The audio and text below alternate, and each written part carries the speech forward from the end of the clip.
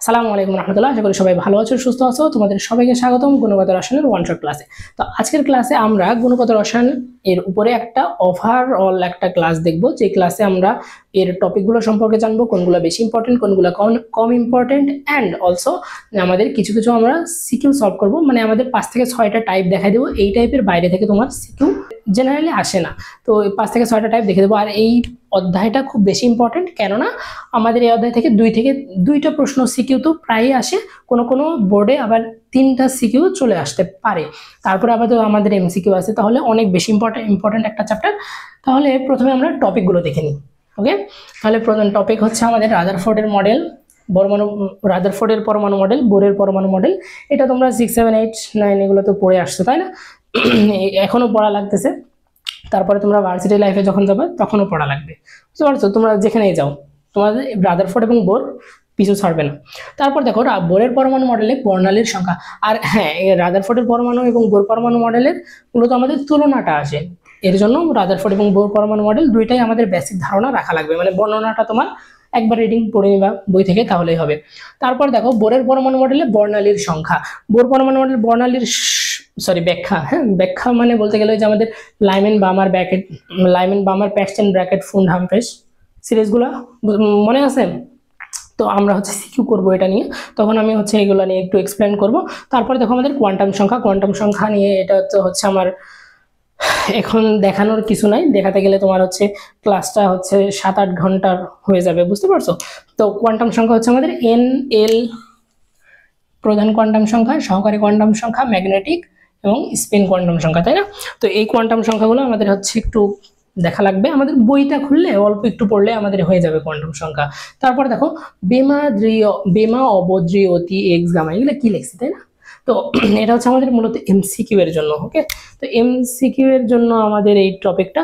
তো এইটা হচ্ছে আমাদের বেতে হচ্ছে বেতার রশ্মি বা রেডিও ওয়েভ, মাতে হচ্ছে ওটা কি বলে মাইক্রোওয়েভ রশ্মি, তারপর হচ্ছে অবতে হচ্ছে অবলোহিত, তৃতীয় হচ্ছে দৃশ্যমান, অতিতে হচ্ছে অতি বেগুনি, তারপরে হচ্ছে আমাদের এক্সতে হচ্ছে এক্স রে, গামাতে হচ্ছে অ্যান্ড তারপর হচ্ছে আমাদের মহাজাগতিক রশ্মি নামে একটা রশ্মি আছে, তো ওইটা আমি লিখে নেই। আচ্ছা, যাই হোক। তো এটা লেখার মানেটা কি আমাদের হচ্ছে কোনো কোনো প্রশ্নে এমসিকিউতে তোমরা দেখবা যে বলে যে এর মধ্যে কোনটার তরঙ্গ দৈর্ঘ্য বেশি, কোনটার কম্পাঙ্ক বেশি। তো এই জিনিসটা মানে মনে রাখার ট্রিক্স, এটা বুঝতে পারছো? মনে রাখার ট্রিক্স, এটা আলাদা কোনো টপিক না। এটা ট্রিক্স বলতে গেলে যে ল্যামডা বা তরঙ্গ দৈর্ঘ্য বেশি হবে কখন, যখন হচ্ছে কি বে মাদ অবজ্যোতি এইদিকে হচ্ছে আমাদের কি কম হবে, বেশি থেকে কমের দিকে যাবে, মানে এদিকে কম এদিকে বেশি, বুঝতে পারছো? আর আমাদের এফ হচ্ছে কি আমাদের কম্পাঙ্ক হচ্ছে ল্যামডা এর উল্টা বা তরঙ্গ দৈর্ঘ্যের উল্টা। তো এই জিনিসটা একটু মনে রাখার ট্রাই করবা।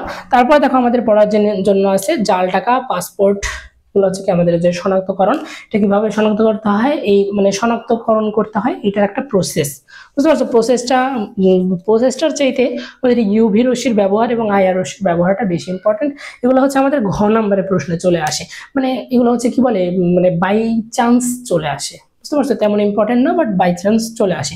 শিক্ষা পরীক্ষার ক্ষেত্রে আমাদের এমসিকিউ এর ক্ষেত্রে আমাদের এই যে কোন রং, এটা হচ্ছে আমাদের এমসিকিউ এর ক্ষেত্রে।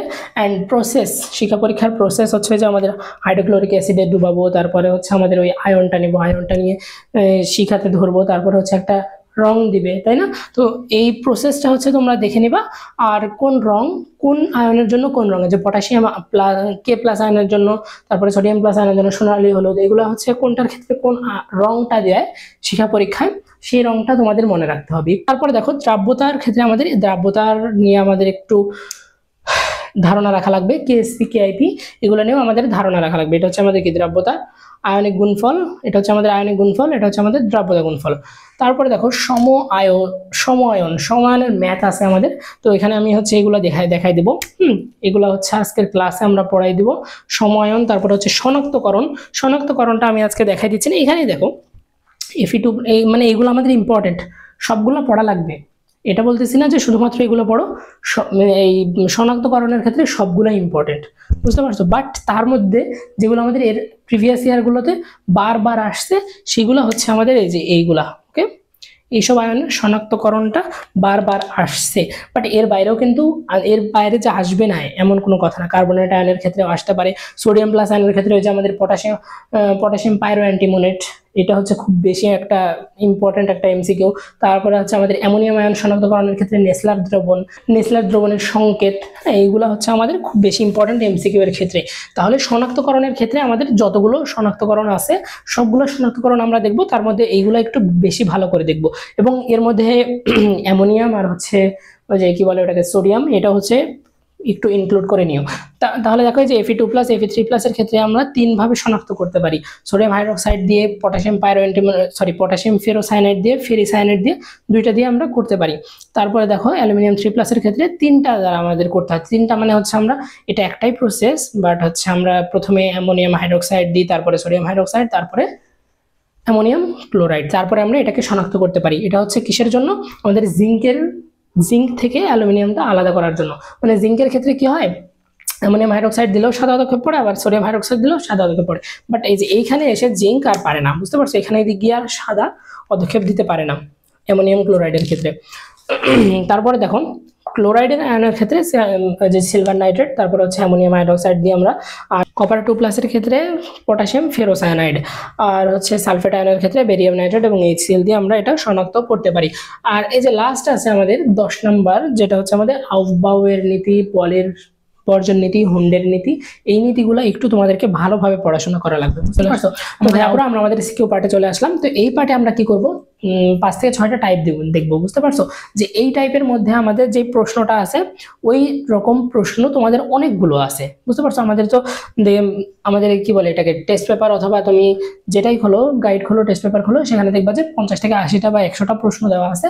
বাট এই প্রশ্নগুলোকে আমি হচ্ছে সামারাইজ করে আনছি, বুঝতে পারছো? যে এর প্রশ্ন, এই একটা প্রশ্ন পড়লে দেখবা যে এরকম সিমিলার অনেকগুলো প্রশ্ন আছে। হ্যাঁ, তো আমি ওই রকম সিমিলার প্রশ্নগুলো করে দিয়ে যাব। তোমরা যদি প্র্যাকটিস করতে হয় তাহলে এইরকম টাইপের তোমরা দেখবা যে আরো অনেক প্রশ্ন আছে, তোমরা এটাকে কি বলে তোমাদের টেস্ট পেপার, গাইড, এগুলো থেকে তোমরা দেখে নিতে পারো। তাহলে আমাদের প্রথম প্রশ্ন হচ্ছে আমাদের ময়মনসিংহ বোর্ড 2021-এর। তাহলে এখানে টাইপ 1 কোশ্চেন 1, বুঝতে পারছো? তাহলে সেটা হচ্ছে আমাদের প্রথমে বলছে যে গ নাম্বার দেখি আমরা, উদ্দীপকের সর্বশেষ স্তরে এল ও এম এর মান হিসেব করে মোট ইলেকট্রনের সংখ্যা নির্ণয় করো। তাহলে এখানে আমাদের প্রশ্নটা করছে যে 4 নাম্বার, এখানে দেখো আমাদের চারটা আমাদের কক্ষপথ আছে, বুঝতে পারছো? তাহলে 4টা কক্ষপথ আছে, যে এই 4 নাম্বার কক্ষপথে মানে আমাদের 4 n=4 প্রধান শক্তি স্তর, তো সেখানে এল ও এম এর মান হিসেব করে আমাদের মোট ইলেকট্রন সংখ্যাটা বের করতে হবে। তো এল ও এম এর মান, এল হচ্ছে আমাদের কি সহকারী কোয়ান্টাম সংখ্যা এবং এম হচ্ছে আমাদের ম্যাগনেটিক কোয়ান্টাম সংখ্যা। তো এই দুইটার মান হচ্ছে আমাদের হিসেব করতে হবে, তারপরে আমরা দেখব যে ওই 4 নাম্বার শক্তি স্তরে কতগুলো ইলেকট্রন থাকতে পারে। তাহলে আমরা এখানে কতগুলো ঘর করব, তাহলে দেখো এখানে আমি কিছু ঘর করছি। সেটা হচ্ছে আমাদের কি, প্রথমে হচ্ছে আমাদের প্রধান কোয়ান্টাম সংখ্যা n, ওকে, তারপর হচ্ছে l ইকুয়াল মানে আমাদের কি বলে সহকারী কোয়ান্টাম সংখ্যা l এর মান, এবং এই যে এখানে হচ্ছে m এর মান, এখানে হচ্ছে উপস্তর মানে হচ্ছে যে আমাদের 4 নাম্বার, এটা ধরো আমাদের 4 আছে, আমি করে দিচ্ছি। তাহলে দেখো 4 এর ক্ষেত্রে প্রথমে আমাদের l এর মান আসবে আমাদের কত, l এর মান হচ্ছে আমাদের n-1, 4 এর ক্ষেত্রে হবে আমাদের 0, তাই না? n-1 পর্যন্ত, n-1 পর্যন্ত, তাহলে আমাদের হবে কি 3 পর্যন্ত হবে, 0 মানে 0 থেকে n-1 পর্যন্ত, বুঝতে পারছো? l এর মান হবে 0 থেকে n-1 পর্যন্ত। তাহলে 0 থেকে n-1 পর্যন্ত আসে আমাদের কয়টা, 0, 1, 2, 3, 4টা আসে, ওকে। তাহলে দেখো উপস্তর হবে আমাদের, এটার জন্য আমাদের উপস্তর হবে আমাদের 4s, এটার জন্য আমাদের হবে 4p, এইটার জন্য আমাদের হবে 4d, এইটার জন্য হবে আমাদের 4f, ওকে, ক্লিয়ার? তো এবার 4s এর জন্য আমাদের কি বলে m এর মান কত হবে, তাই না? l এর মানের জন্য m এর মান, l এর জন্য m এর মান হবে মাইনাস থেকে মানে -l থেকে +l পর্যন্ত, বুঝতে পারছো? -l থেকে +l পর্যন্ত।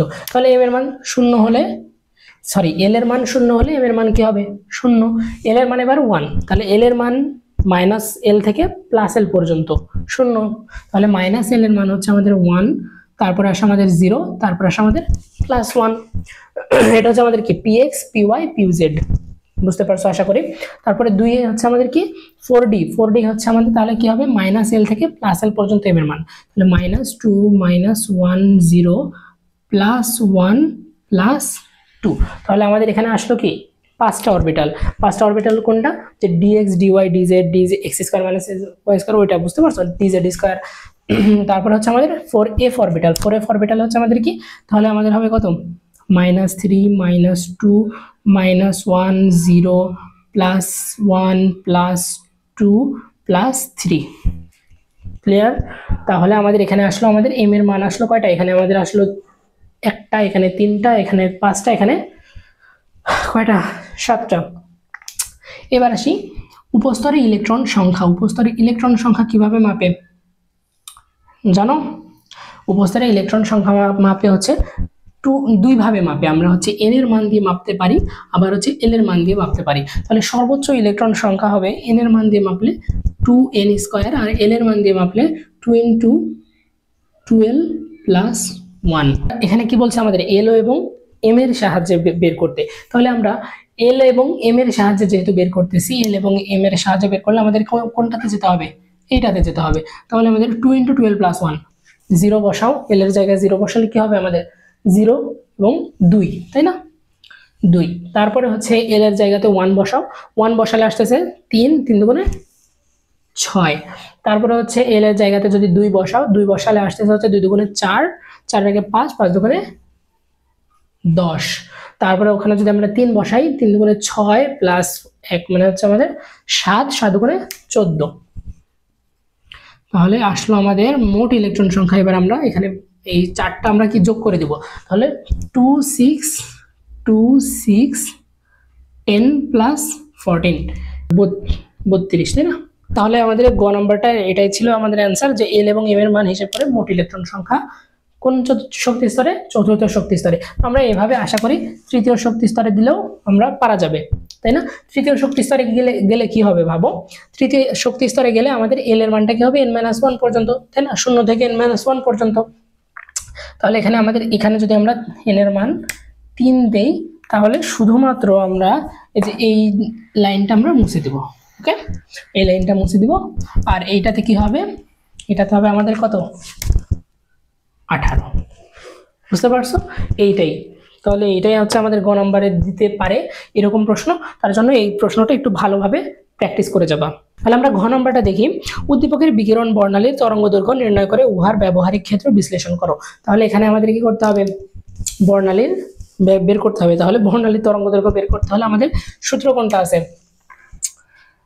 ঘ নম্বরে আমাদের সূত্র হচ্ছে, বর্ণালী বের করার সূত্র হচ্ছে 1/λ সমান হচ্ছে z² RH হয়, বাট আমরা হচ্ছে এখানে কি হাইড্রোজেনের বর্ণালী আমরা বের করি, তার জন্য আমাদের z² দিয়ে গুণ করা লাগে না, বুঝতে পারছো? তাহলে RH × 1/n1² - 1/n2²। ধরো এইটা হচ্ছে আমাদের নিউক্লিয়াস 1 2 3 4, এর বেশি আঁকলে অনেক বড় হয়ে যাবে। আচ্ছা দেখো দেখি, এখানে আমাদের এটা হচ্ছে আমাদের প্রথম কক্ষপথ, এটা 1 এটা 2 এটা 3 এটা 4, ওকে ক্লিয়ার। তাহলে আমাদের যদি হাইড্রোজেনের ক্ষেত্রে আমাদের কয়টা ইলেকট্রন থাকে, একটা ইলেকট্রন। এই একটা ইলেকট্রন ধরো শক্তি শোষণ করে 4 নম্বর কক্ষপথে গেছে, ওকে 4 নম্বর কক্ষপথে আমাদের ইলেকট্রনটা এখন আছে। তো এখন শক্তি শোষণ করে গেছে, বাট ওখানে কি সারা জীবন থাকতে পারবে, অবশ্যই না। এখানে তাকে একটু স্টেবল হতে হলে আবার কি করতে হবে, আবার শক্তিটা বিকিরণ করে 1 নম্বরে চলে আসতে হবে, ওকে। সে 1 নম্বরে আসতে পারে, 2 নম্বরে আসতে পারে, 3 নম্বরে আসতে পারে, হ্যাঁ সে যত দূর যাবে। ধরো এখানে আমি 5টা 6টা 7টা দিতে পারলে ভালো হইতো। আচ্ছা আমি 4 নম্বর পর্যন্ত দেখাই, ওকে, একটা দেখালে বুঝতে পারবা। যদি এই ইলেকট্রনটা 4 নাম্বার থেকে 1 নম্বরে আসে, যেই শক্তিটা বিকিরণ করবে তার একটা তরঙ্গ দৈর্ঘ্য থাকবে। আমরা জানি E সমান হচ্ছে hc/λ, তাই না? শক্তিটা আমরা এখান থেকে ল্যামডা সমান আমরা জানি কি hc/E।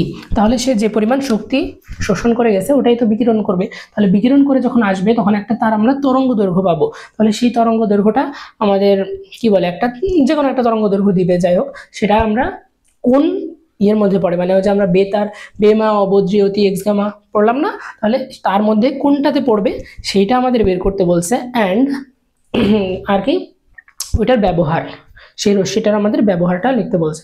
যদি এটা প্রথম কক্ষপথে আসে তাহলে সেটা হবে আমাদের লাইম্যান সিরিজ, তাই না? আশা করি এই সম্পর্কে সবার ধারণা আছে। হ্যাঁ, তাও তোমরা একটু দেখে নিও, ওকে।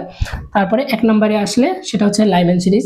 এই ইলেকট্রনটা যদি আবার 2 নম্বরে আসে, 2 নম্বরে আসলে, 1 নম্বরে আসলে লাইম্যান, 2 নম্বরে আসলে সেটা হবে আমাদের বামার, হ্যাঁ, বামার সিরিজ। তারপরে 3 নম্বরে যদি আসে সেটা হবে আমাদের প্যাসচেন, প্যাসচেন, ওকে, প্যাসচেন সিরিজ।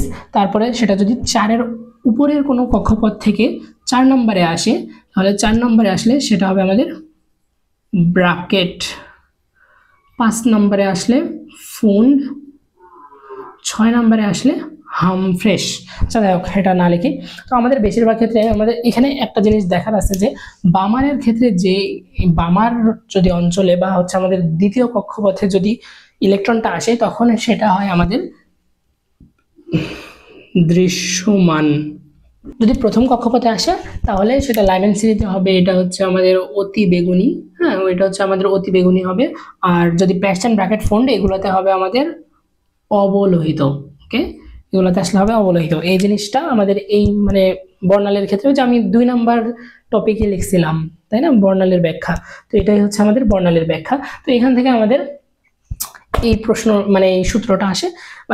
এই যে আমরা লাইম্যান আসতেছি, আমাদের কি 1 নম্বরে আসতেছে N1 এবং N2 কি হবে, এটা হচ্ছে তোমাদের মেন প্রশ্ন, মেন সমস্যা হয় তোমাদের এখানে, বুঝতে পারছো? সমস্যাগুলোর আলোচনা করতেছি। তো এইটা হচ্ছে তোমাদের সমস্যা যাতে না হয়, একটা এখানে মানে শর্ট নোট, এই সূত্রটার শর্ট নোটে তোমরা লিখে রাখবা যে N1 হচ্ছে যেখানে আসবে,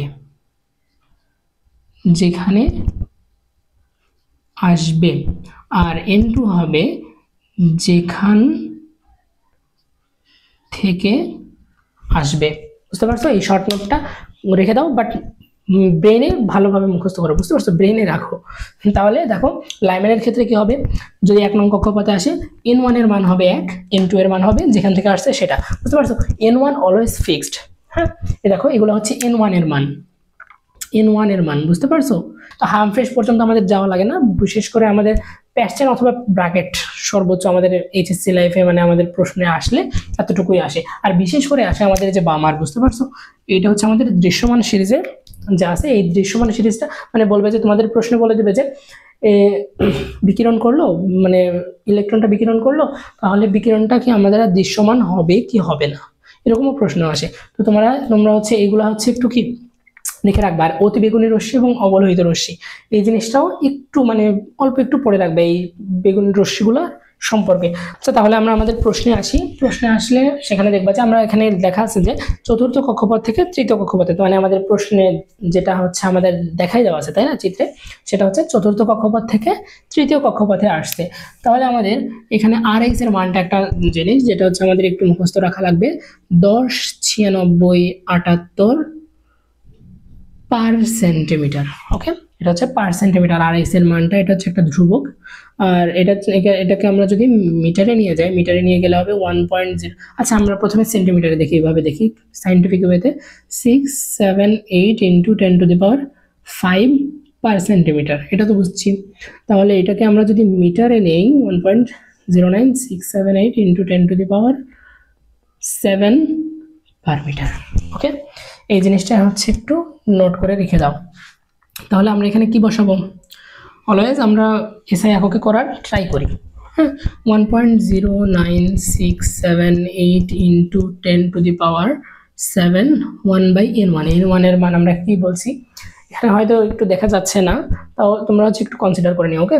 তাহলে এখানে হচ্ছে n1 হচ্ছে একটু লিখে নিও অন্য জায়গায়, যেখানে আসছে, n2 হচ্ছে যেখান থেকে আসছে। তাহলে কোথায় আসছে, 3 নম্বর কক্ষপথে। কোথায় থেকে আসছে, 4 নম্বর কক্ষপথ থেকে। তাহলে আমরা এখানে ডাইরেক্ট ল্যামডাটা তোমরা হচ্ছে বের করো ক্যালকুলেটর। অবশ্যই ক্যালকুলেটর একটা জিনিস যে তোমরা ক্যালকুলেটরে যদি এখন থেকে ভালোভাবে যদি না প্র্যাকটিস করো, পরীক্ষার হলে গিয়ে দেখবা যে অনেক টাইম লাগতেছে ক্যালকুলেটর টিপতে। তো এখনই ক্যালকুলেটরটা টিপে এই মানটা বের করার ট্রাই করো, ওকে। আমি এখানে বেশি সময় লাগবে তার জন্য লিখে দিচ্ছি, তোমরা মিলাও, ওকে। ক্যালকুলেটর দিয়ে বের করো তোমরা। তাহলে এটা আসতেছে 1.87 56 ইন্টু 10⁻⁻6 মিটার। ন্যানোমিটারে নিতে গেলে আমাদের হবে 1 মিটার সমান হচ্ছে 10⁻⁹ ন্যানোমিটার। ওকে, মানে 10⁻9 ন্যানোমিটার, বুঝতে পারছো? আর যদি আমরা হচ্ছে এটাকে যদি ন্যানোমিটারে আনতে চাই তাহলে কি করতে হবে, 10⁻9 দিয়ে গুণ করে দিতে হবে। 1.8756 ইন্টু 10⁻⁻6 ইন্টু 9। ওকে, 10⁻9 দিয়ে যদি আমরা গুণ দিই তাহলে কি হবে, 1.8756 ইন্টু 10⁻9 থেকে 6 বাদ যাবে, তাই না? আমরা হচ্ছে হ্যান্ড ক্যালকুলেশনে দেখে আসছি, তাহলে সেটা হচ্ছে 10⁻3। এটা হবে আমাদের কি ন্যানোমিটার। 10⁻³ যদি 3 হয় তাহলে আমরা কি করব, গুণ করে দিই 1875.6 ন্যানোমিটার। তো এইটা দেখে তোমাদের কি মনে হচ্ছে? এটা হচ্ছে একটু আগে এখানে লিখছিলাম লাইম্যান বার্মার প্যাস্টেন ব্র্যাকেট ফুন্ড হামফ্রিস। তো এটা হচ্ছে কোনটা আমাদের, এটা 3 নম্বর কক্ষপথে যেহেতু আসছে 4 নম্বর থেকে, এটা হচ্ছে আমাদের প্যাস্টেন।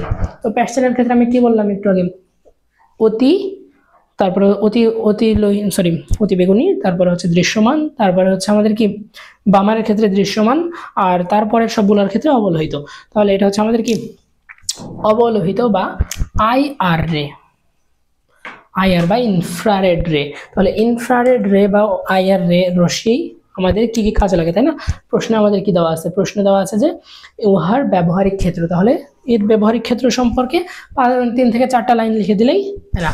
তো আমরা আমাদের দ্বিতীয় টাইপে চলে আসলাম। তো এই টাইপটা হচ্ছে আমাদের দ্রাব্যতা রিলেটেড, বুঝতে পারতেছো? দ্রাব্যতা মানে আমাদের হচ্ছে কি, এটাকে কি বলে, দ্রবণ, তাই না? তো দ্রবণের মধ্যে আমাদের কি থাকে, দ্রবণের মধ্যে কি থাকে এটা জানার জন্য আমরা তোমাকে একটু ছোট্ট একটা জিনিস দেখাই। ওকে, ওয়ান শট ক্লাসের মধ্যেও একটু এগুলো করা লাগে। ওকে, তাহলে এটা দেখো আমাদের কি আছে, এখানে পানি আছে। তো এই পানি হচ্ছে আমাদের দ্রাবক, যেটাতে আমরা মিশাবো সেটা হবে আমাদের দ্রাবক, এই জিনিসটা মনে রাখবা। আর ধরো এর মধ্যে আমি কিছু চিনি, ওকে, ধরো আমরা চিনি মিশাচ্ছি, তাহলে ধরো এই যে চিনি মিশাইলাম, চিনি মিশানো হয়েছে। তো এখানে দেখো এই যে ঘোলা করার আগে নিচে আমাদের কি আছে, এটা যেটা মিশাইলাম সেটা হচ্ছে আমাদের চিনি, যেটাকে আমরা চিনি না বলে কি বলবো, দ্রব। আর পানি আছে, এটা হচ্ছে দ্রাবক। এখন পর্যন্ত দ্রব আর দ্রাবক আছে। ওকে, যখন আমরা এটাকে আচ্ছা মিশাই ফেললাম, আচ্ছা মিশে গেছে, এইবার যেটা আছে এখানে আমাদের তুমি চিনি পাবা, দ্রবতে পাবা না, তুমি হচ্ছে দ্রব দেখতে পাচ্ছ না তোমরা, তাই না? তাহলে এবার এটা হয়ে গেল কি আমাদের দ্রবণ। ওকে, তাহলে এটা হচ্ছে আমাদের দ্রবণ। তাহলে দ্রবণের মধ্যে কি আছে, আচ্ছা এটা রাখি। তাহলে আমাদের দ্রবণের মধ্যে কি আছে, দুইটা জিনিস, সেটা হচ্ছে দ্রাবক। দ্রাবক কি ছিল আমাদের, পানি, তাই না? এটা হচ্ছে আমাদের পানি, ওয়াটার। আর দ্রাবক এবং হচ্ছে আমাদের দ্রব। তাহলে দ্রব কোনটা ছিল আমাদের, সুগার, তাই না, চিনি। তাহলে এই জিনিসটা মনে রাখবা যে দ্রবণের মধ্যে দুইটা জিনিস থাকে, একটা হচ্ছে দ্রাবক আর একটা হচ্ছে দ্রব। এই জিনিসটা মনে রাখলে হবে, তাহলে আমরা প্রশ্ন সলভ করলে তখন হচ্ছে দেখতে পাবা। আর আমাদের কেএসপি, কেআইপি, এস এগুলো হচ্ছে মানে দ্রাব্যতা, এগুলো বের করতে হবে। তো এগুলোর জন্য তোমরা বই থেকে একটু কি বলে একটু হচ্ছে পড়ে নিবা। সেটা হচ্ছে আমাদের কি, যেগুলো বইতে আমাদের মানে দেওয়া আছে বর্ণনা আকারে, বর্ণনাগুলো তেমন বেশি পড়া লাগবে না। তোমরা হচ্ছে প্রথমে শুধুমাত্র পড়বা কেএসপি, কেআইপি এর মানে আমাদের সংজ্ঞাটা পড়বা, কেএসপি এর সংজ্ঞা, কেআইপি এর সংজ্ঞা, আর হচ্ছে আমাদের সময়নের সংজ্ঞা। সময়ন জিনিসটা কি, জিনিসটা আমি বলে দিব অবশ্য, তাও হচ্ছে তোমরা একটু পড়ে নেবা, বুঝতে পারছো? ক খ এর ক্ষেত্রে তো আর আমি বললে হবে না, তাই না, মুখস্থ করাই লাগবে। প্রথম প্রশ্ন হচ্ছে আমাদের Ab2 যৌগের দ্রাব্যতা নির্ণয় করো। Ab2 যৌগ আমরা কই থেকে আসলো, দেখো এখানে আমাদের দুইটা আমাদের কি দেওয়া আছে, চিত্র দেওয়া আছে, দুইটা বোতল, দুইটা বোতলের মধ্যে দুইটা জিনিস আছে। আচ্ছা বিকার, হ্যাঁ বিকার, সরি, AM এর দ্রবণ দেওয়া আছে, XB এর দ্রবণ দেওয়া আছে। ওকে, দুইটার ক্ষেত্রে সব সুন্দরভাবে দেওয়া আছে, ঠিক আছে। বাট নিচে দেখো 25 ডিগ্রি সেলসিয়াস তাপমাত্রায় Ab2 এর KSP দেওয়া আছে, দেখছো? ওই দ্রবণের কাজ ঘ নম্বরে, বাট গ নম্বরে আমাদের কি দিছে, Ab2 এর দ্রব্যতা। তাহলে Ab2 এর কি বলছে, দ্রাব্যতাটা নির্ণয় করো। দ্রাব্যতাটা কি আমাদের, তাই না? আমাদের দ্রাব্যতা কেমনে আসে, Ab2, Ab2 যদি আমরা ভাঙি, এর যোজনই বসবে। এই ভাঙার ক্ষেত্রে একটা জিনিস তোমরা মানে ভুল করো, যে সামনে কি দিব আর মাথার উপরে কি দিব, তাই না? তো এখানে নোট যদি থাকে তো ভালো, না থাকলে এখানে করে নাও। মাথার উপরে দিব হচ্ছে যোজনী। ওকে, মাথার উপরে দেব হচ্ছে যোজনী, এইখানে দেব কয়টা আছে। ওকে, কয়টা আছে। আচ্ছা, 6টা তো বোঝাই যায় না, এবার তারও বেশি বড়। আচ্ছা যাও, AB2 এটাকে আমরা ভাঙলাম, তাহলে মাথার উপরে যোজনী যাবে। এর যোজনী কোনটা? যোজনী আমরা হচ্ছে সংকেত লেখার সময় এক্সচেঞ্জ করে দিচ্ছি যেহেতু, তাহলে B2 এর কাছে যেটা, মানে এই যে B এর কাছে যেটা আছে এটা হচ্ছে A এর যোজনী, তাহলে এর যোজনী হচ্ছে 2। এ কয়টা আছে? এর সামনে কয়টা আছে, সরি, এর এখানে যেটা থাকবে সেটা হচ্ছে আমাদের কয়টা আছে, তাই না? তাহলে এ কয়টা আছে এখানে? একটা, তাহলে আমাদের লেখার দরকার নেই, তাহলে এটা হচ্ছে a two the power 2, A2 plus. Okay, A2 plus plus হবে। এবার আমাদের হচ্ছে বি কয়টা আছে, দেখো 2টা আছে, বি হবে শুধুমাত্র মাইনাস। তাহলে আমরা ভেঙে ফেললাম। ওকে, AB2 নিছি, এ স্মল AB2 নিছি। ওকে, এ স্মল AB2, বুঝতে পারছো? AB2 নিছি এ স্মল। তারপর এটাকে ভাঙলে আমরা কি পাবো? এটাকে ভাঙলে আমরা যদি মানে পানির মধ্যে ধরো দিছি, সেটা হচ্ছে 2টা আয়নে আলাদা হয়েছে, তাহলে তার মধ্যে এস পরিমাণ A2 প্লাস আয়ন থাকবে। এখানে দেখো এস পরিমাণ বি মাইনাস আয়ন থাকবে না, কারণ AB2টা আমাদের 3 ভাগে ভাগ হয়েছে। ওকে, 3 ভাগে ভাগ হওয়ার পরে A2 প্লাস হচ্ছে 1 ভাগ, বি মাইনাস হচ্ছে বাকি 2 ভাগে, দেখো 2s। ওকে, ক্লিয়ার? তাহলে এখানে আমাদের দেখো KSP দেওয়া আছে, KSPটা আমাদের কিভাবে আসে? আচ্ছা আসো দেখি, KSP হচ্ছে আমাদের, KSPকে আমরা বাংলাতে কি বলি? দ্রাব্যতা গুণফল। ওকে, দ্রাব্যতা গুণফল। KSP লিখতে হলে আমাদের কি আসে?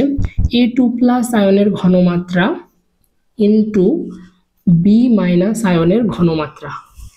ওকে, বাট বি মাইনাস আয়ন কয়টা আছে?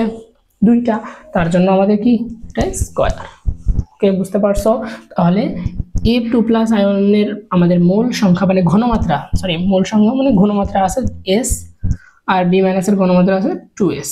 এটার স্কয়ার করে দিই, তাহলে আসতেছে আমাদের 4s কিউব।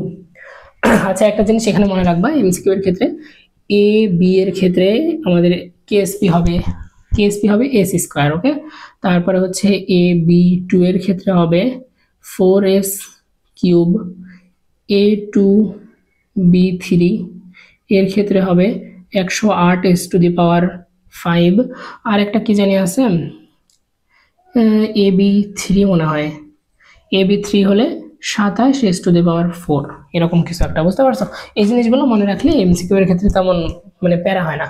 আচ্ছা যাই হোক, আমরা 4s কিউব পাইলাম।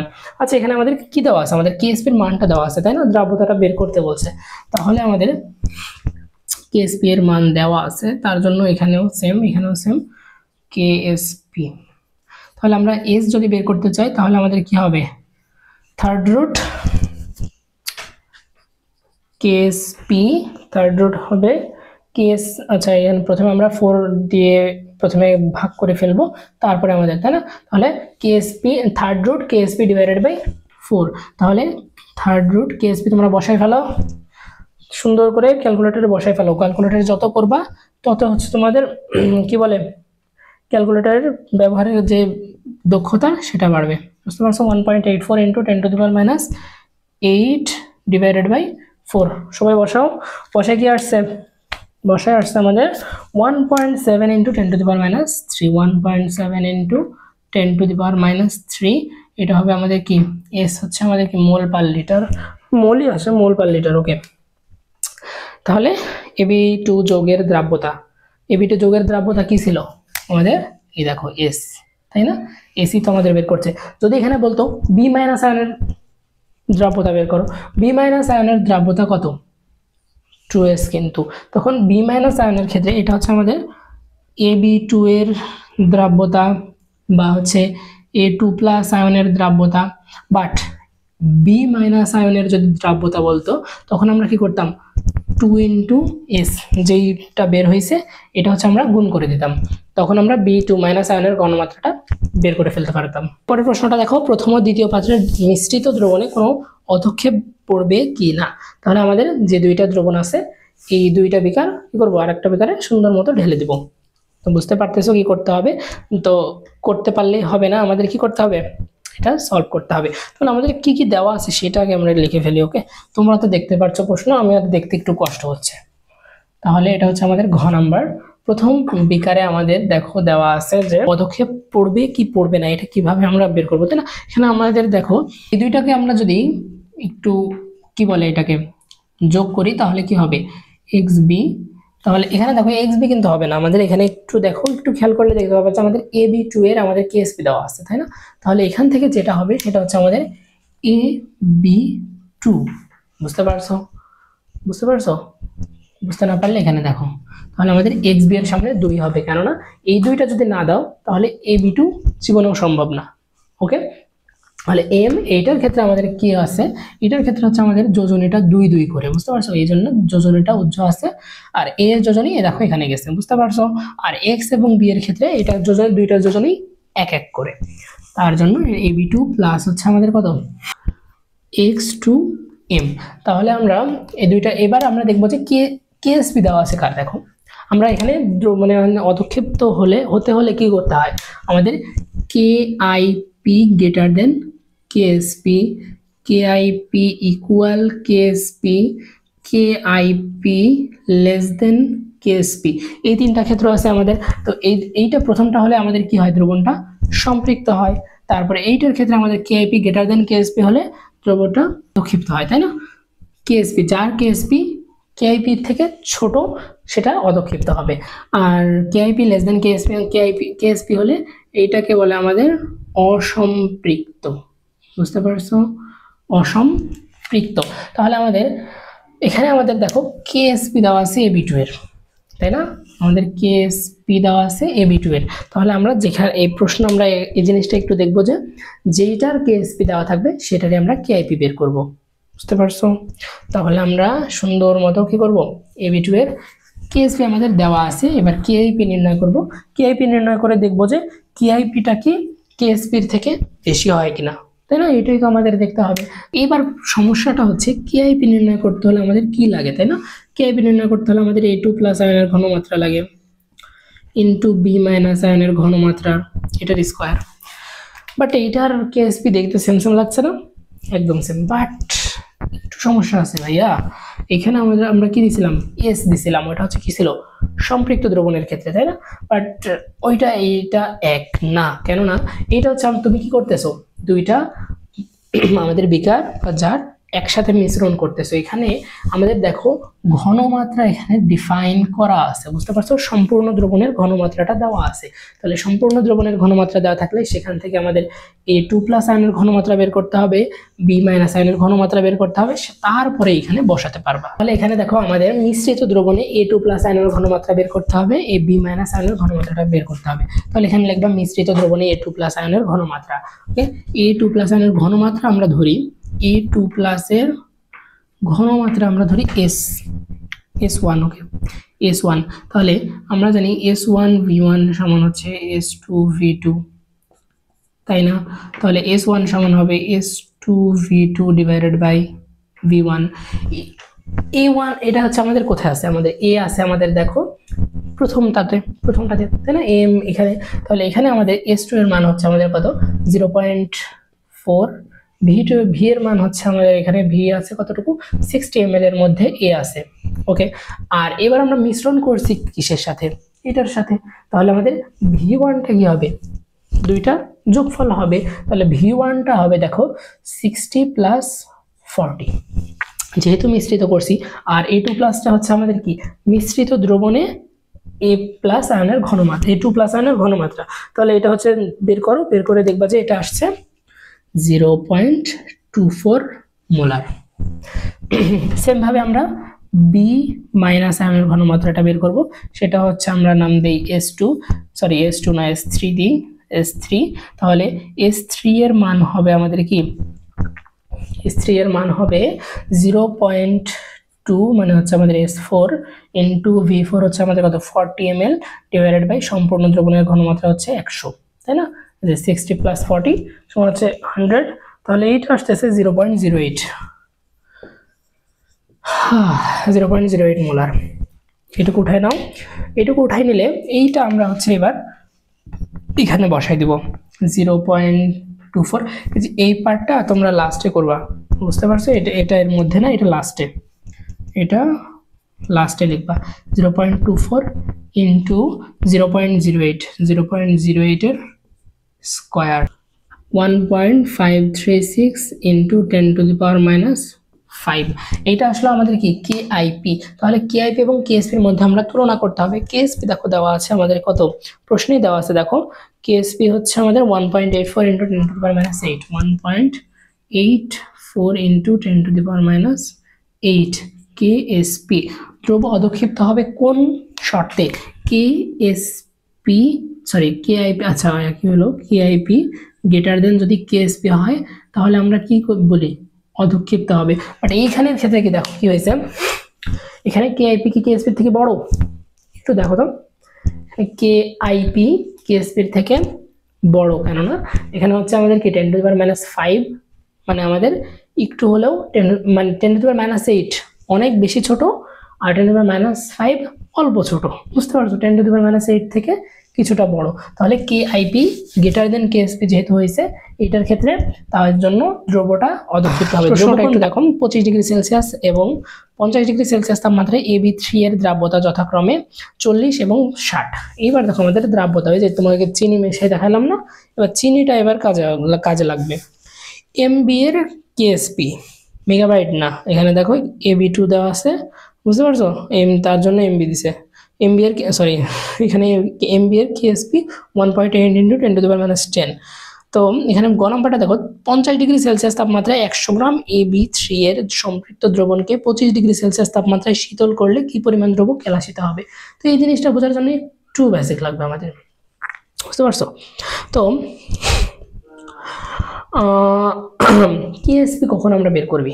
কেএসপি সাধারণত আমরা কখন বের করি? যে কি বলে ওটাকে, সম্পৃক্ত দ্রবণ বের করার পর, তাই না?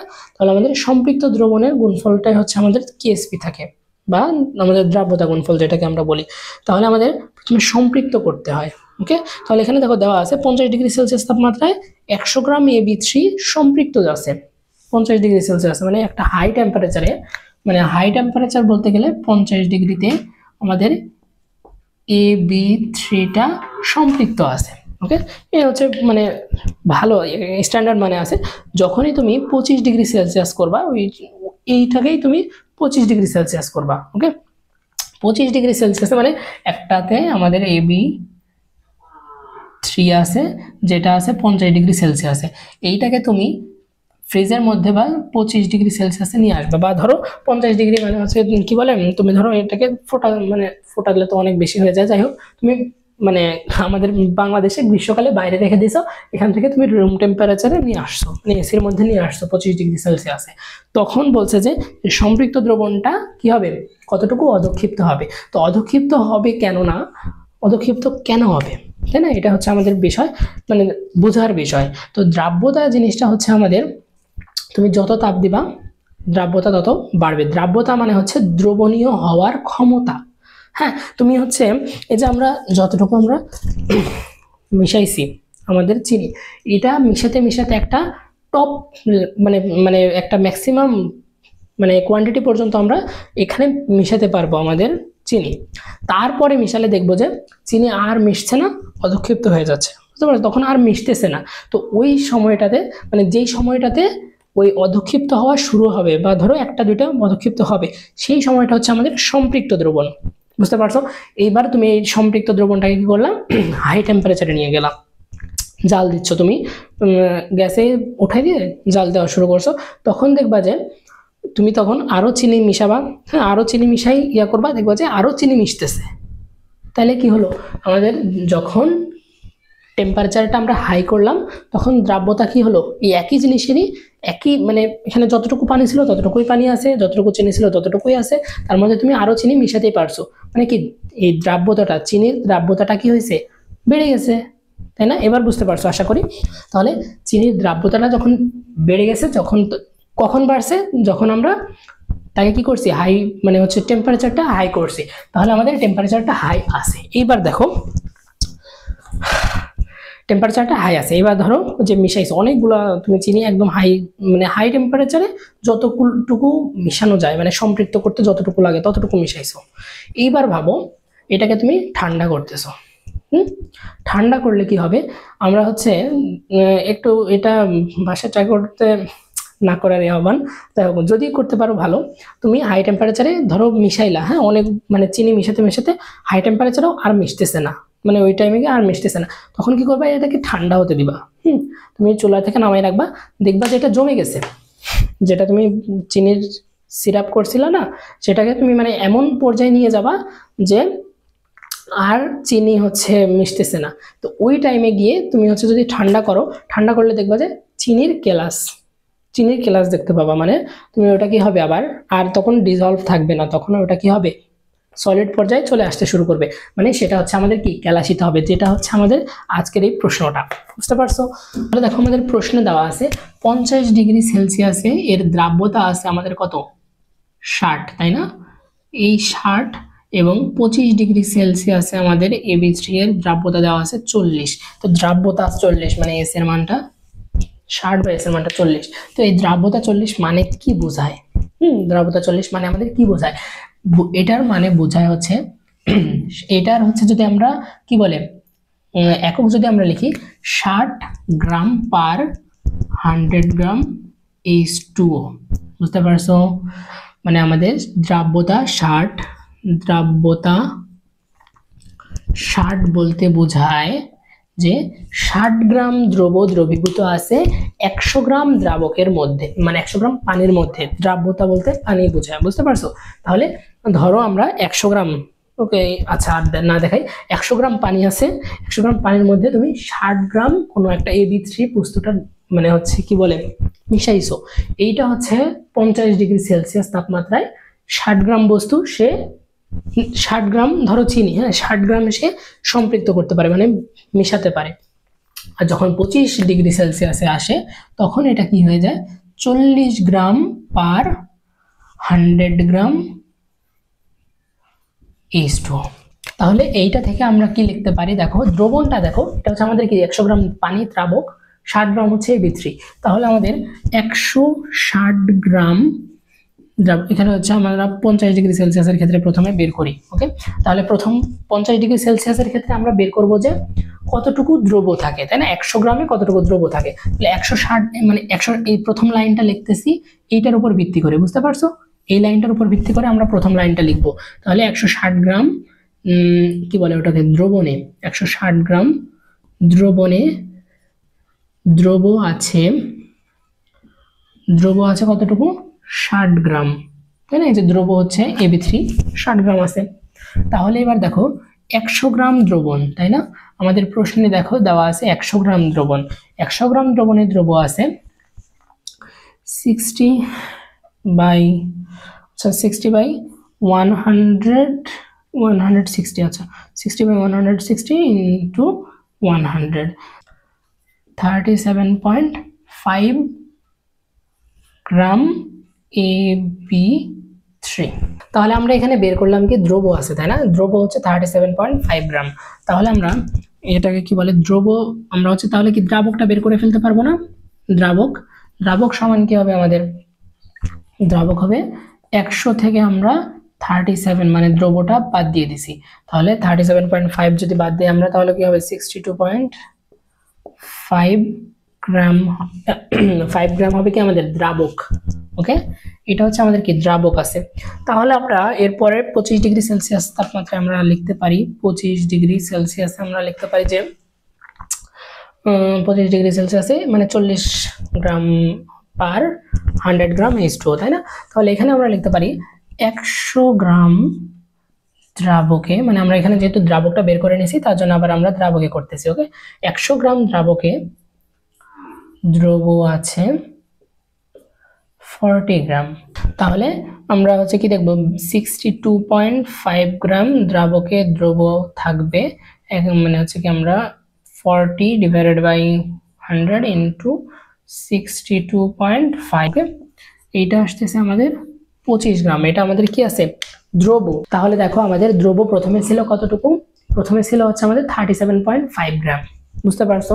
তো এইটাকে আমরা হচ্ছে যখন ক্যালাসিত করলাম বা 100 গ্রাম মানে হচ্ছে আমরা 25 ডিগ্রিতে নিয়ে আসলাম, তখন আমাদের দ্রব হয়ে গেল 25 গ্রাম। এটা হচ্ছে আমাদের AB3। ওকে, AB3 3। তাহলে এবার আমাদের দ্রব্য ক্যালাসিত, ওকে, অতএব ক্যালাসিত দ্রব্য হচ্ছে 37.5 মাইনাস 25। তাহলে কত আসতেছে আমাদের 12.5 গ্রাম হচ্ছে আমাদের ক্যালাসিত হচ্ছে, বুঝতে পারছো? তাহলে আমাদের অধক্ষিপ্ত বা ক্যালাসিত হচ্ছে 12.5 গ্রাম। তো আশা করি এই প্রশ্নটা বুঝতে পারছো। প্রথমে আমরা কি করলাম, এই যে দ্রাব্যতা, এই যে এইটুকু যদি তোমরা বেসিক বুঝতে পারো যে 60 বলতে কি বোঝায়, তাই না? 100 গ্রাম দ্রাবকে 60 গ্রাম দ্রব্য দ্রবীভূত আছে, এটাই হচ্ছে আমাদের দ্রাব্যতা। তাহলে এইটা বুঝতে পারলে আমাদের প্রথম লাইনটা এটাও হয়ে যাচ্ছে। তারপর আমরা কি করলাম, দ্রাবক বের করলাম। দ্রাবকের যতটুকু দ্রাবক নিয়ে আমরা এখানে কাজ করব, সেই দ্রাবকটাই আমরা কি করলাম, পরের বার ব্যবহার করলাম যে এইটুকু দ্রাবকের মধ্যে কি আছে, দ্রব্য দ্রবীভূত আছে 37.5 গ্রাম, তাই না?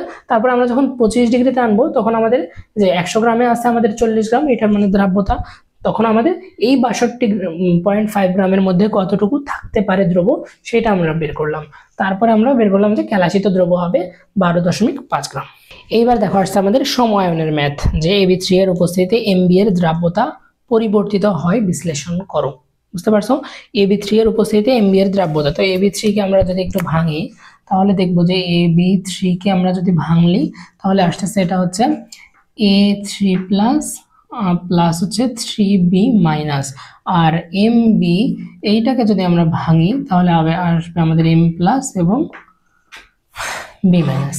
তাহলে দুইটার ক্ষেত্রে দেখো, দুইটা যদি আমরা মিশ্রণ করি, তাই না? এখানে আমাদের এটাই তো বলা আছে যে উপস্থিতি Mb এর দ্রাব্যতা, মানে দুইটাকে একসাথে করছে। তাহলে দ্রাব্যতা করতে হলে দেখো এইখানে একটা জিনিসের দিক তাকাও যে আমাদের b মাইনাস আয়নটা দুইটাতেই সেম। তুমি একটা গ্লাসে ধরো, একটা বিকারে Ab3 আছে, হ্যাঁ, Ab3 আছে, Ab3 আছে, মানে এখানে আমাদের A3 প্লাস আয়ন আছে এবং B মাইনাস আয়ন আছে। বুঝতে পারছো? এইবার তুমি এখানে Mb মিশালা, Mb মিশানোর পরে দেখবা যে এখানে M প্লাস আয়ন আছে প্লাস B মাইনাস আয়ন আছে। বুঝতে পারছো? তাহলে তুমি এখানে এক্সট্রা কি দিলা, B মাইনাস আয়ন না, মানে এক্সট্রাকে বলতে গেলে সেম আয়ন, তাই না? সেম আয়নটা হচ্ছে আমাদের B মাইনাস আয়ন। তো B মাইনাস আয়ন দেওয়ার ফলে কি হবে, সম-আয়নের কনসেপ্টটা বোঝাচ্ছি। B মাইনাস আয়নটা এখানে অতিরিক্ত আসার ফলে কি হবে যে B মাইনাস আয়নটা বেশি হয়ে যাবে। প্রথমত হচ্ছে এটা যে এখানে হচ্ছে ধরো তোমার KSP যদি থাকে, KSP ধরো B মাইনাস আয়নের ক্ষেত্রে S এর মানটা কি হবে, KSP এর ক্ষেত্রে M এর বা A3 প্লাস এর ক্ষেত্রে ধরো S এর মানটা থাকলো, হ্যাঁ, বাট B এর ক্ষেত্রে S প্লাস যতটুকু তুমি দ্রবীভূত করছো, তাই না, যত তুমি এক্সট্রা B মাইনাস আসছে না, তো এই এক্সট্রা B মাইনাস ধরো এটার মান হচ্ছে আমাদের X, তাহলে S প্লাস X হবে। বুঝতে পারছো? তাহলে আমাদের KSP এর ক্ষেত্রে এই শুধুমাত্র একটা জায়গাতে আমাদের একটু ঝামেলা হয়, যেটা হচ্ছে সম-আয়ন আসলে আমাদের ঘনমাত্রাটা একটু বেড়ে যায়। ঘনমাত্রাটা কার বাড়ে, আমাদের B মাইনাস আয়নের বাড়ে। এইবার B মাইনাস আয়নের ঘনমাত্রা বাড়লো, B মাইনাস আয়নের ঘনমাত্রা বাড়ার ফলে কি হয়, যেই দ্রবণ মানে হচ্ছে Ab3 অথবা Mb, যেটা হচ্ছে আমাদের কি বলে দুর্বল তড়িৎ বিশ্লেষ্য বা এরকম দুর্বল হবে, তার কি হবে, তার হচ্ছে ঘনমাত্রা মানে হচ্ছে আমাদের কি বলে ওটাকে দ্রাব্যতা হুট করে কমে যাবে। বুঝতে পারছো? সম-আয়নের ক্ষেত্রে দ্রাব্যতাটা কমে যায়। দ্রাব্যতা কমে যাওয়ার ফলে কি হবে, সে হচ্ছে কি আর মানে B মাইনাস আয়নের ঘনমাত্রা বেড়ে গেছে, বেড়ে যাওয়ার কারণে তার ঘনমাত্রা মানে দ্রাব্যতাটা কমে গেছে। দ্রাব্যতা কমে যাওয়া মানে সে আর দ্রবীভূত হচ্ছে না। বুঝতে পারছো? সে আর দ্রবীভূত হচ্ছে না, তখন কি হবে, সে দ্রবীভূত না হলে আমাদের B মাইনাস আয়ন কি হবে, এক্সট্রা। তখন B মাইনাস আয়ন তখন এক্সট্রা ভাবে আবার কি যেইটা আমাদের দুর্বল থাকবে, সেই দুর্বল তড়িৎ বিশ্লেষের সাথে আবার যুক্ত হবে। M যদি এখানে যদি দুর্বল হয় তাহলে M এর সাথে আবার মিলে MB গঠন করবে। বুঝতে পারছো? তাহলে এইটা হচ্ছে আমাদের সম-আয়নের প্রভাব। আচ্ছা, তাহলে আমাদের এখানে দেখো Ab3টা যোগ করব MB এর সাথে, MB এর দ্রাব্যতাটা কি হবে, কমে যাবে। তো MB এর দ্রাব্যতা কই পাবো আমরা, MB এর দেখো আমাদের KSP দেওয়া আছে, দেখছো, MB এর KSPটা আমাদের দেওয়া আছে। MB এর KSP দেওয়া থাকলে আমরা কি করতে পারবো, সেখান থেকে আমরা দ্রাব্যতা বের করতে পারবো। তাহলে MB হচ্ছে কি আমাদের M plus plus B minus, okay. তাহলে আমরা KSP সমান হচ্ছে আমাদের এটা S, এটা S, তাই না, S স্কয়ার। তাহলে আমরা S সমান আমরা লিখতে পারি root over KSP। Root over KSP মানে হচ্ছে কত, 1.3, so 1.8 into 10 to the power minus 10, 1.8 into 10⁻⁻10। তাহলে এস আসতেছে আমাদের 1.34 ইন্টু 10⁻⁻5 মোলার। ওকে, তাহলে এটা হচ্ছে আমাদের এই এমবি এর দ্রাব্যতা। তাহলে এই দ্রাব্যতাটাই যে কমে যাবে সেটাই হচ্ছে আমাদের প্রমাণ করতে হবে। এইটা যদি প্রমাণ করতে হয় তাহলে আমাদের কি করতে হবে, প্রথমে এবি মানে দ্রবণ এমবি এবং এবি3 কে যোগ করতে হবে। এমবি এবং এবি3 কে যোগ করলে তাহলে ওই যে একটু আগে যেটা লিখলাম সেম, এবি3 এইটা সমান হচ্ছে A3 প্লাস 3b মাইনাস, এটা হচ্ছে 3b মাইনাস, তাহলে এটা হচ্ছে s, এটা হচ্ছে আমাদের 3s। তো b মাইনাস যোগ করলে আমাদের কি হবে, আচ্ছা আমাদের এখানে প্রশ্নে কিন্তু দেওয়া নাই যে ab3 কতটুকু আমরা যোগ করব, তাই না? আমাদের যে যতটুকু আমরা যোগ করব সেটা হচ্ছে আমাদের কি x ধরে করলে হয়, সেখানে আমরা x ধরে করলে একটু জিনিসটা ঝামেলা দেখায়। তো আমরা এখানে লিখে দিব যে ধরি 0.1 মোলার ab3 যোগ করা হলো। তাহলে আমরা 0.1 মোলার ab3 যোগ করছি, মানে হচ্ছে এটা হচ্ছে s যদি হয় 0.1 মোলার, তাহলে এটা হবে আমাদের কি 0.1, এটা হচ্ছে আমাদের 0.1, এটা হচ্ছে আমাদের কি 3 ইনটু 0.1 মানে হচ্ছে আমাদের 0.3 মোলার। এবার দেখো দ্রবণে আমাদের m প্লাস আয়নের ঘনমাত্রা, ওকে, দ্রবণে m প্লাস আয়নের ঘনমাত্রা হচ্ছে m প্লাস আয়নের ঘনমাত্রা এভাবে লিখি আমরা, ধরি s। ওকে, এবার b মাইনাস আয়নের ঘনমাত্রা হচ্ছে কতটুকু হবে, তাহলে b মাইনাস আয়নের ঘনমাত্রা দেখো যদি দ্রবণটা দুইটা, এটা হচ্ছে একটা আয়ন, এটা হচ্ছে একটা দ্রবণ, বুঝতে পারছো? এই দুইটা যদি একসাথে করি তাহলে দেখো b মাইনাস আয়নের ঘনমাত্রা হবে এখানে, এটার ক্ষেত্রে s প্লাস কি হবে, b মাইনাস আয়নের ক্ষেত্রে 0.3 প্লাস 0.3, কেননা এটা হচ্ছে কি আমাদের এক্সট্রা আমরা যোগ করছি, একই আয়ন এক্সট্রা ভাবে আছে, সেটা হচ্ছে কত 0.3। আচ্ছা 0.3। তাহলে আমরা একটা জিনিস জানি যে কেএসপি কিন্তু আমাদের চেঞ্জ হয় না, বুঝতে পারছো? তাহলে আমাদের এমবি এর ক্ষেত্রে কেএসপি কখনোই চেঞ্জ হবে না। তাহলে কেএসপি সমান আমরা কি জানি, এম প্লাস আয়নের ঘনমাত্রা ইন্টু বি মাইনাস আয়নের ঘনমাত্রার স্কয়ার, তাই না? তাহলে এখানে আমাদের কেএসপি দেখো দেওয়া আছে, আমাদের আগে থেকে দেওয়া ছিল, তাই না? কেএসপি ছিল কত 1.8 ইন্টু 10⁻⁻10, আর এস এখানে আমাদের এম প্লাস আয়নের ক্ষেত্রে কি হবে, এম প্লাস আয়নের ক্ষেত্রে হবে এস ইন্টু বি মাইনাস আয়নের ক্ষেত্রে হবে এস প্লাস 0.3। তাহলে এটা আসতেছে আমাদের এস স্কয়ার প্লাস 0.3s। তো এইটার ক্ষেত্রে একটা কি হয় জানো, এস এর মানটা আমাদের এমনিতেই খুব নগণ্য, বুঝতে পারছো? এমনিতেই নগণ্য। তো এই নগণ্য মানের উপর যদি স্কয়ার করা হয় সেটা এমন ক্ষুদ্র পর্যায়ে চলে যায় যেটা আমাদের এই সমীকরণে আমরা না ধরলেও চলে। তো এইভাবে তোমরা আবার দিও না, এস স্কয়ার লিখবা, তারপরে এই সাইডে লিখবা যে উচ্চ ঘাত বিশিষ্ট, মানে উচ্চ ঘাত বিশিষ্ট পদকে বর্জন করে, বুঝতে পারছো? এই সাইডে লিখে দেবা উচ্চ ঘাত বিশিষ্ট পদকে, পদসমূহকে বর্জন করে। পদসমূহ বলতে গেলে এখানে হচ্ছে আমাদের যদি অন্যান্য আরো S cube S to the power 4 এগুলো থাকে, তাহলে দেখো এখানে আমাদের বর্জন করে আমাদের থাকবে কি 0.3s। তাহলে আমাদের s সমান আমরা পাবো 1.8 into 10⁻⁻10 divided by 0.3 plus 10 6 into 10⁻⁻। তাহলে আমরা দেখি এস এর মানটা কি চেঞ্জ হয়েছে কিনা। এস এর মান এখানে দেখো ছিল 1.34 ইন্টু 10⁻⁵। এইখানে আমরা যখন দ্রবণটাতে ab3 আবার যোগ করলাম তখন আমাদের দ্রাব্যতা আসলো কত 6 ইন্টু 10⁻10। তাহলে এইটা বড় নাকি এটা বড়? অবশ্যই এটা বড়, কারণ 10⁻5 যেখানে আর কোথায়, আর 10⁻10 কোথায়, তাই না? তাহলে এইটা হচ্ছে অবশ্যই বড়। তাহলে এইটা হচ্ছে আমাদের কি হয়েছে, দ্রাব্যতা হ্রাস পেয়েছে, লাস্টে লিখে দেবা যে অতএব আমরা দেখতে পাচ্ছি যে this is greater than this.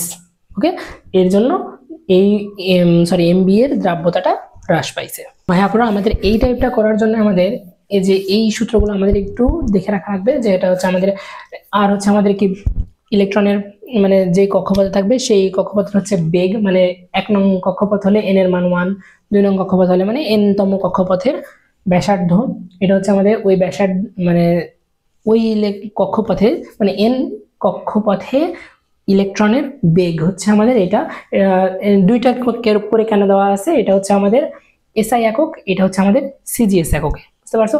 এই উপরের রগুলা হচ্ছে আমাদের, উপরের রগুলা এই যে উপরের এইগুলা হচ্ছে আমাদের এটা হচ্ছে আমাদের এসআই এককে, আর নিচের যেগুলো আছে এইটা হচ্ছে আমাদের সিজিএস এককে, সিজিএস এককে, বুঝতে পারছো?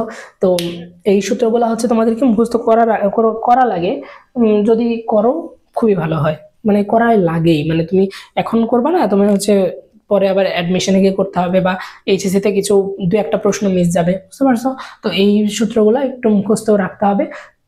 আর এই সমান হচ্ছে H C divided by lambda সমান হচ্ছে এইচ এফ, এটা তো সবাই জানো। ল্যামডা হচ্ছে আমাদের কি তরঙ্গ দৈর্ঘ্য, এফ হচ্ছে আমাদের কম্পাঙ্ক, সি হচ্ছে আমাদের কি আলোর বেগ, সেটা হচ্ছে 3 × 10⁸ মিটার, তাই না? আচ্ছা, মিটার পার সেকেন্ড। তারপর দেখো সি সমান হচ্ছে এফ ল্যামডা, আর এই যে নিউ বার এটা হচ্ছে আমাদের কি তরঙ্গ সংখ্যা, বুঝতে পারছো? 1/λ দ্বারা আমরা তরঙ্গ সংখ্যা বোঝাই, তরঙ্গ সংখ্যা সমান হচ্ছে নিউ বার বা হচ্ছে 1/λ সমান হচ্ছে জেড স্কোয়ার আর এইচ, বুঝতে পারছো?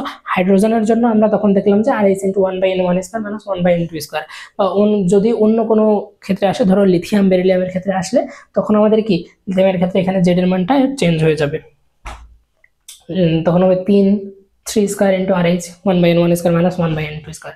তারপর দেখো এল টোটাল, এটা হচ্ছে আমাদের মোট বর্ণালী সংখ্যা, মোট বর্ণালী সংখ্যা মানে হচ্ছে আমাদের n2 থেকে যদি n1 এ আসে, হ্যাঁ, তখন আমাদের বর্ণালী সংখ্যাটা হবে n2 - n1 into n2 - 1 n1 + 1 divided by 2।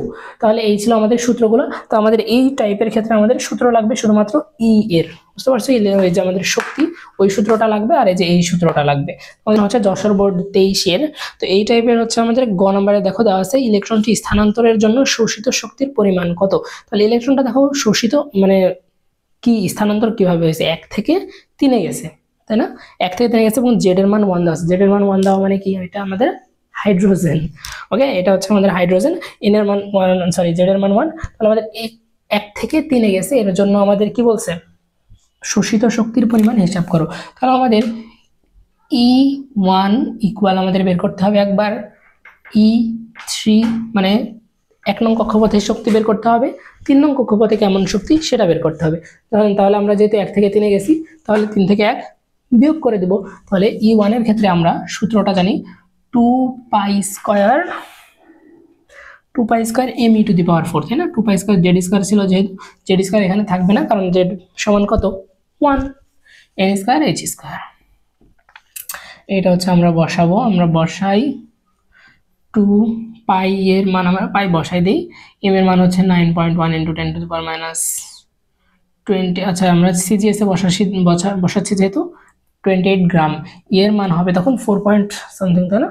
4.8 × 10⁻10, 4.8 × 10⁻10, এইটা আসবে আমাদের 4 ডিভাইডেড বাই n হচ্ছে আমাদের কত, 1² ইন্টু এইচ হচ্ছে 6.626 ইন্টু 10⁻, এটা হচ্ছে 27 হবে সিজিএস এককে, 34 হবে এসআই এককে, আর এটা হচ্ছে এসআই এককে হবে কত, 31, ওকে, -28 এর জায়গায় 31, আর এইটা হচ্ছে আমাদের 1.673 ইন্টু 10⁻20, সরি 19 কুলম ইলেকট্রনের আধান এর স্কয়ার। তখন এইটা যখন আমরা করব, তখন আমরা দেখতে পাবো যে E1 এর মান আসতেছে, কত, -2.17, ওকে, -2.17 আমরা 80 ধরি, বুঝতে পারছো, ইন্টু 10⁻11 আর্ক, 11 না, হ্যাঁ 11 আর্ক হচ্ছে আমাদের প্রথম কক্ষপথে শক্তি। এটা আমাদের মুখস্থ থাকার কথা, বুঝতে পারছো?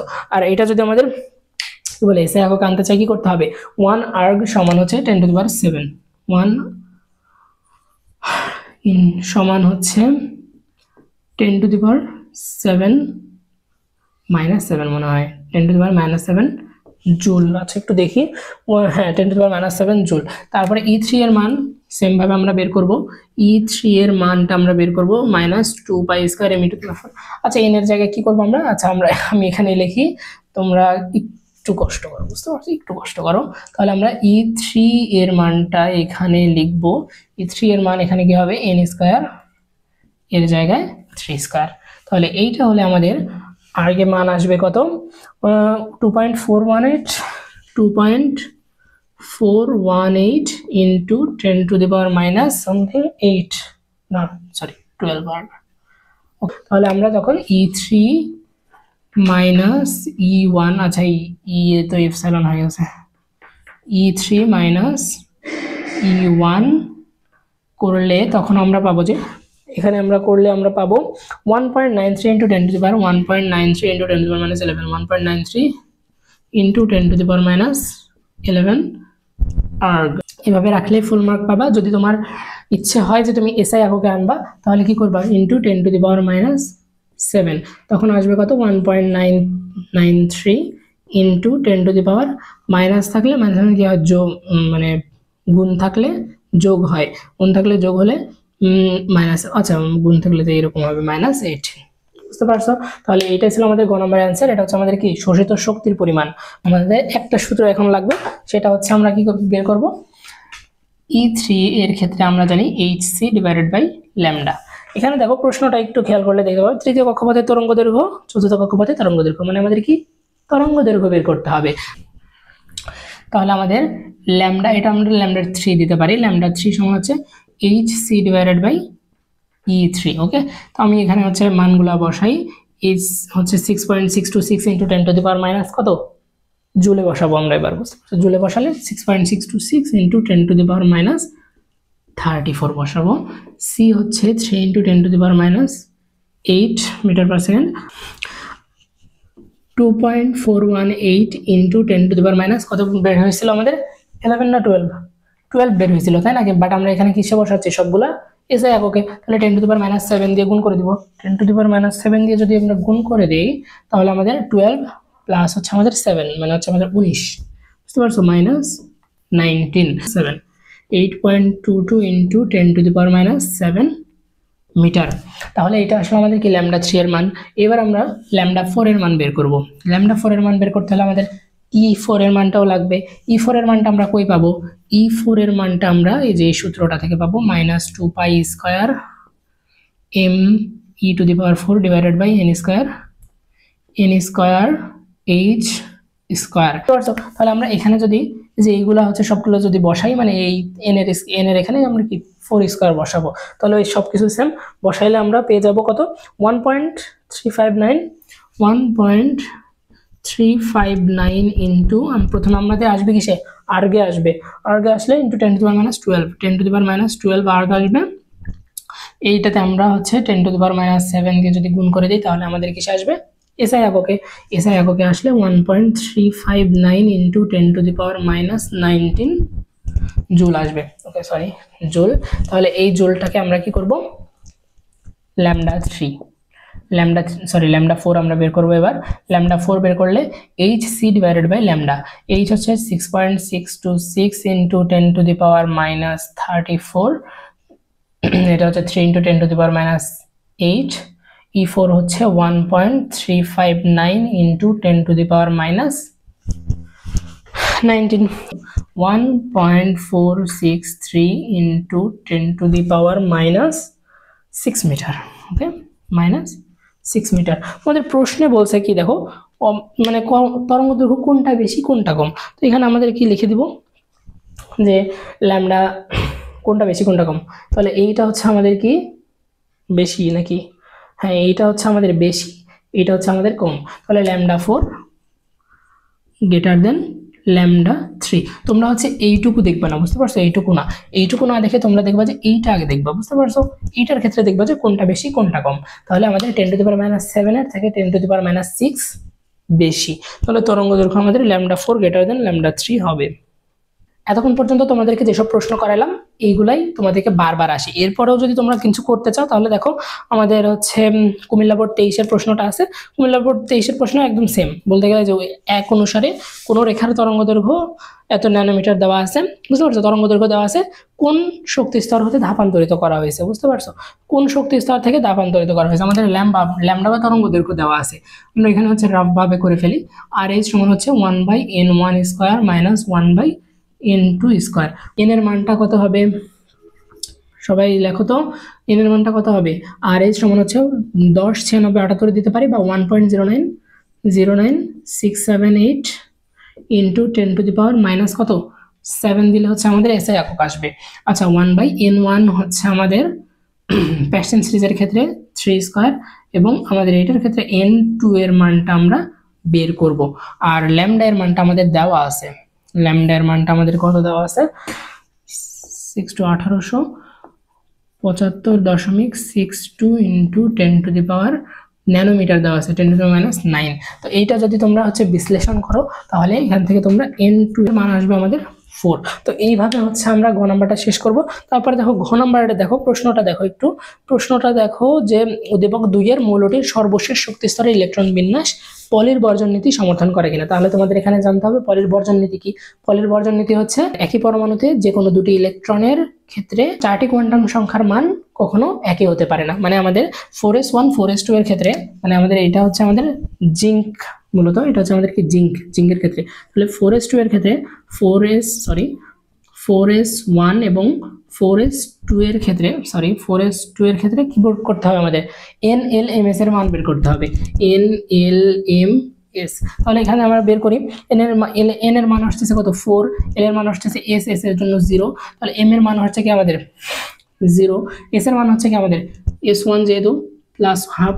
তারপরে দেখো 4s2 এর ক্ষেত্রে 4, তারপরে হচ্ছে l এর মান 0, s যেহেতু spdf 0 1 2 3, বুঝতে পারছো। তাহলে 0, m এর মানও আসবে আমাদের 0, তাহলে এটা হবে আমাদের কি -হাফ। তাহলে এখানে একটা জিনিস বলবো যে এখানে দেখো যে পলির বর্জন নীতি অনুসারে যেহেতু একই পরমাণুতে যে কোনো দুটি ইলেকট্রনের 4টি কোয়ান্টাম সংখ্যার মান এক হতে পারে না, কেননা এই দেখো এস এর মান দুইটা আলাদা, সবগুলো সেম হলেও 3টা সেম হলেও আমাদের যে কোনো একটাতে আলাদা থাকবেই। তো এইভাবে এটাই তোমরা একটু সাজাই গোছাই লিখে দিবা।